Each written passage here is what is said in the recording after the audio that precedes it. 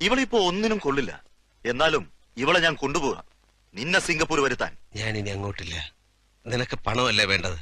എത്ര വേണമെങ്കിലും ഞാൻ തരാം. എന്റെ കമ്പനിയുടെ ഷെയറുകളോ ഞാൻ കമ്മിറ്റ് ചെയ്ത കോൺട്രാക്റ്റുകളോ എന്ത് വേണമെങ്കിലും ഞാൻ തരാം. നീ പറയുന്ന പോലെ ചെയ്യാം, പ്ലീസ്. എനിക്ക് നിന്നെ 5 വർഷങ്ങളായി അറിയാവുന്നതല്ലേ.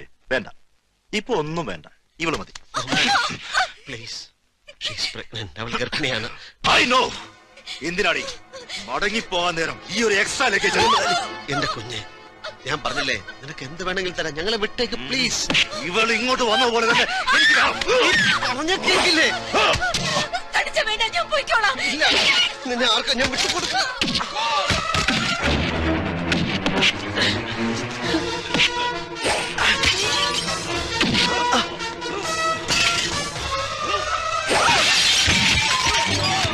സണ്ണി, മുഹമ്മദ് അലി, ഞാൻ പറയുന്നേക്ക് പ്ലീസ്.